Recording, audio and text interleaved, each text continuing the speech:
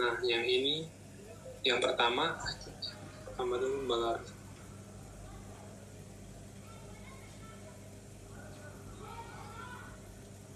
Yang ini? Yang pertama yang hasil MRI. Oh. Nah, ini kan, dari hasil MRI ini kan menyatakan bahwa ini hasilnya adalah pecah pembuluh darah otak gitu. Nah, mungkin dikoreksi kali ya dok ya. Nah, kalau stroke itu kan dia ada yang namanya golden period time yang pada saat penanganan pertama kali. Betul. Nah, terus lanjut yang kedua Mbak Laras.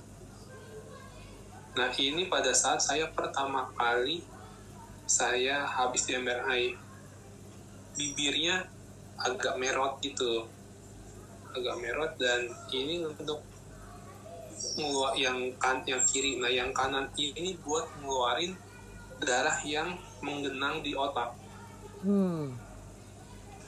dikeluarin gitu. Nah, terus lanjut lagi foto yang berikutnya. Nah, ini foto yang berikutnya ini kita lihat dari yang kanan aja kali ya. Yang kanan kan pertama kali saya latihan belum bisa berjalan itu di rumah sakit, melatih gerakan untuk tangan dan kaki gitu. Terus lanjut lagi Mbak Laras. Nah, ini saya untuk makan aja waktu itu karena saya kenanya di bagian kiri, jadi kan dia miring itu berseberangan.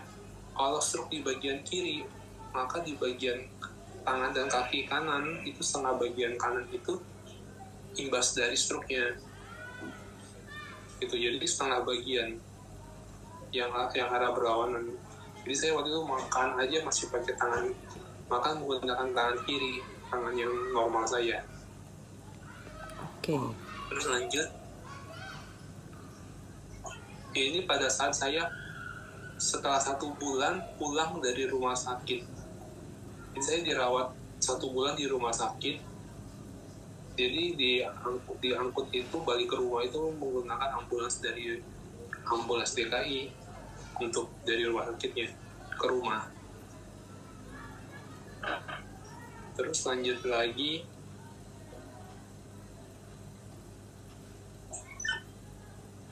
nah ini adalah hasil dari yang saya konsumsi menggunakan MAD, Apple, dan Biomed. Di situ ini hasil dari saya setelah mengkonsumsi MAD, Apple, dan Biomed sudah bisa mengangkat tangan saya ke atas. Seperti ini.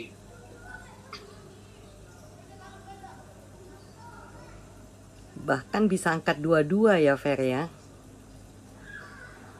Iya. Setelah konsumsi MAD. Jadi benar yang dibilang tadi sama Dr. Richard, MAD itu sebenarnya fungsinya itu untuk memperbaiki sel-sel yang ada di otak gitu, jaringan-jaringan yang tadinya rusak di repair melalui video MAD plus itu. Melalui itu dari situ saya terbantu untuk bisa melakukan gerakan tangan, gerakan kaki juga gitu, melalui dari suplemen itu dari saya. Oke, mungkin Ferry bisa menceritakan kenapa asal muasalnya Ferry bisa kena serangan stroke. Jadi mungkin teman-teman bisa dengar. Asalnya itu kejadiannya waktu hari Minggu, saya habis meeting itu mau jemput istri saya, dia ada outing dari kantor. Nah, di tol itu ban saya bocor, ban mobil, dan saya maksain untuk pakai dongkraknya.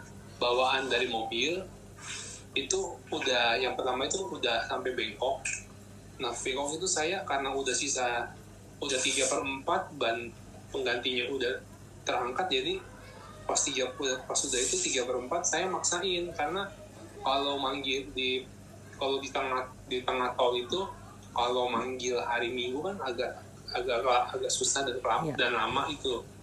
Nah saya paksain untuk jalanin dongkrak yang bengkok itu. Nah akhirnya tahu-tahu saya badannya tahu-tahu saya pingsan gitu. Pas pingsan kondisinya kurang lebih sekitar setengah jam saya bangun. Nah saya merasa makin lemes di bagian kanan, tangan kanan dan kaki kanan. Tapi saya tetap berangkat jalan ke dalam mobil. Saya kontak istri saya, bilang tangan saya sama kaki itu nggak bisa digerakin gitu.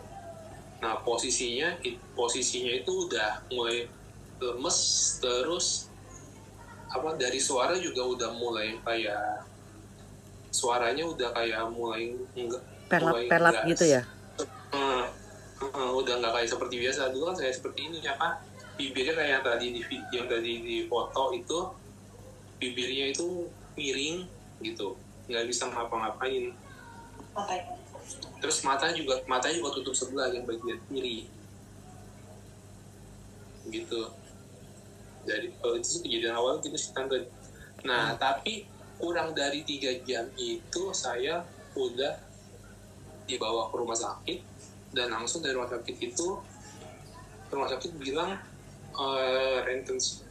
retensinya itu kurang dari 3 jam itu masih bisa ditolong gitu, karena udah masih masuk golden time. Kalau udah lebih dari 3 jam, kemungkinan kan di bagian otak itu makin menggenang, dan itu mungkin bisa dibilang sulit untuk bertahan hidup gitu. Karena kan dibilang, saya sempat baca juga golden time itu 15 menit pertama itu masih sedikit, 1 jam itu udah mulai lumayan banyak. Nah 3 jam itu udah setengah area memperluas genangan air. Nah kalau udah 6 jam itu udah menggenang semua, dan itu yang jadi memperparah.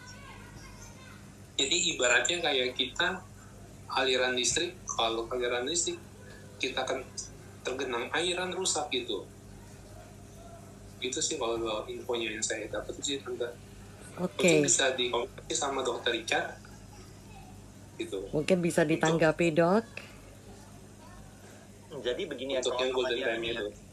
Kalau menggenang itu bukan hanya, ya kan, kalau menggenang itu kan itu cairan darah, itu cairan, betul.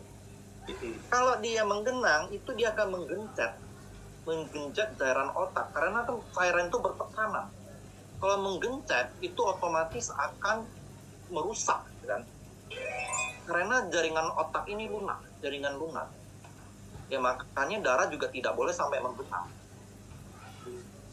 Ya, itu pertama. Yang kedua, kalau ada menggenang itu otomatis, bayangkan selang ini putus, dia menggenang, di ujungnya kan tidak mengalir ini darahnya kan. Nah itu juga berarti ya organ yang ada di selang satunya lagi kan tidak mendapat suplai darah lagi. Ya, jadi itu 2 yang paling berbahaya kalau ada muncul kayak tadi dia marah ya, ada genangan darah.